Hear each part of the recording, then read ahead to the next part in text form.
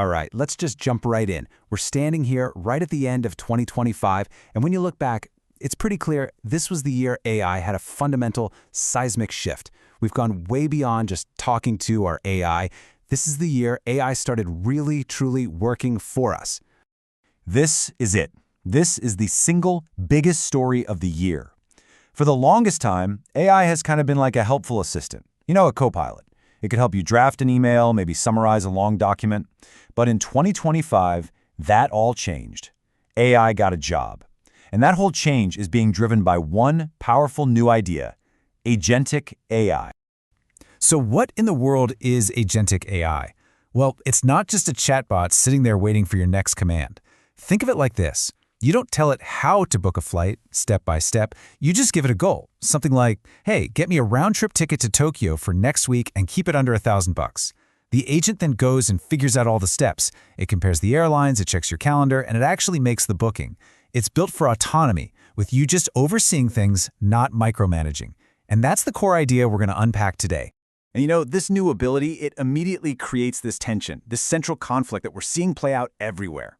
On one hand, you've got this promise of just unbelievable productivity. And on the other, a completely new world of risk and peril. And this is not some theoretical, maybe in the future kind of thing. Listen to this. The CEO of LTIMindtree just came right out and said it. They made an extra $60 million in revenue without adding a single person to their payroll. How? They deployed 1,500 digital agents. They're literally giving these agents personas, IDs, even putting them under managers. This company is decoupling revenue from human labor right now by creating a whole new digital workforce. This slide here, it just lays out the difference perfectly. A co-pilot, well, it helps you do the work. It gives you a draft, a summary, a code suggestion. But an agent, it does the work for you. It takes the goal, say, schedule the team meeting, and then it actually goes into everyone's calendars, finds an open slot, sends the invites, and books the room. It's this massive shift from just assisting you to actually executing for you.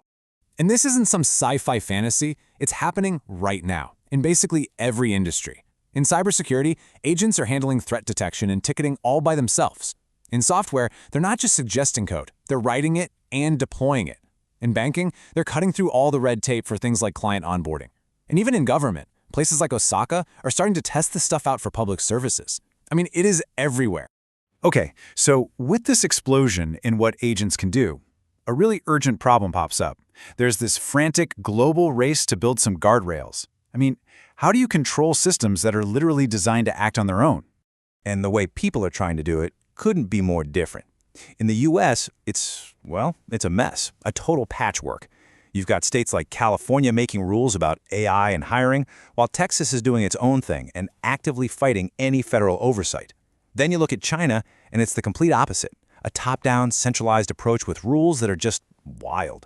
They're talking about mandating intervention if users seem addicted, and even monitoring people's emotions through the AI. But government regulation is only one piece of the puzzle. The very software we're all using to build these agents, it's vulnerable. LangChain is one of the most popular tools out there, and a bug they found this year showed that a hacker could use just a few lines of text, a clever prompt, to trick an agent into giving up all its secret keys. The keys to cloud servers and private data. The risk is baked right into the foundation of this stuff. So with threats like that out there, companies just can't afford to sit around and wait for the government to figure it out. The real response has to come from inside. It starts with something basic, just knowing every single API your agents can talk to. Because you can't secure what you can't see. Then you have to set crystal clear policies. And here's the big one. You have to assume shadow AI is real. A recent study found that half of all tech workers are using AI tools that their companies never even approved. You've got a plan for the tools you don't even know are there.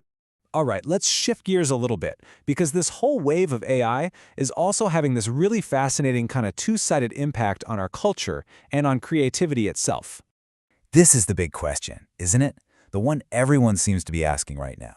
Are these incredible new tools making us more innovative, amplifying our own ingenuity? Or are they kind of quietly pushing all of us toward the same boring, predictable look and feel? On one side of that paradox, you've got some pretty strong evidence that things are getting, homogenized. There was this one study that played a visual telephone game with an AI image generator. And after just 100 rounds, the images all started to look the same. Lighthouses, cityscapes, rustic old buildings. The researchers came up with the perfect name for it: visual elevator music. It's bland, it's predictable, and it's everywhere. But, and this is a big but, there's a really powerful counterargument.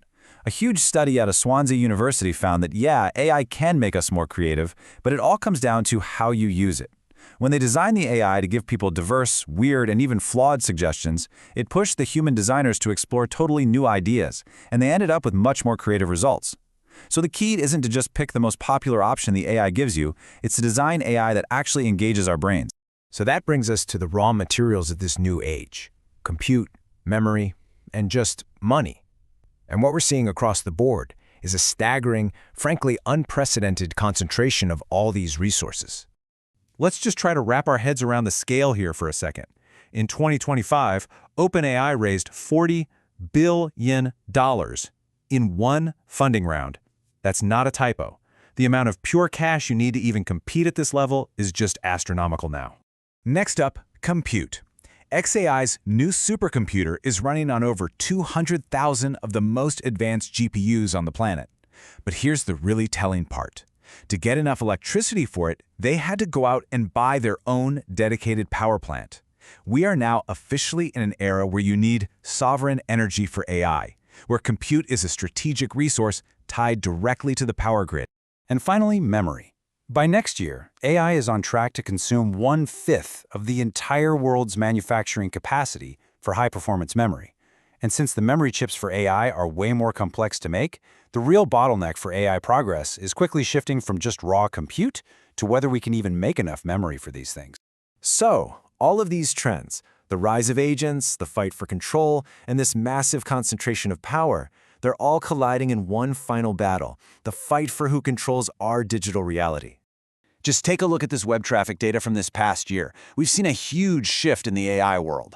ChatGPT's once untouchable lead has shrunk, while Google's Gemini has just shot up. The reason is pretty simple: distribution. Google is putting Gemini everywhere, in search, on Android phones, in all its apps. It's winning not because it's necessarily better, but because it's just there.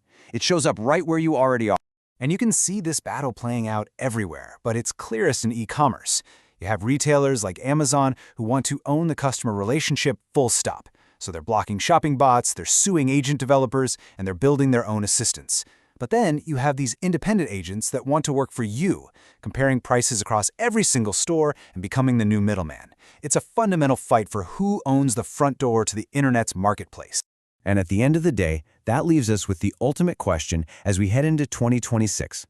As these incredibly powerful agents become our main way of interacting with the digital world, our gatekeepers to what we learn, what we buy, and what we create, who do you actually trust to make those choices on your behalf? The big platform? The independent agent? Or do you think you're still in control? That's the question we're all going to have to answer.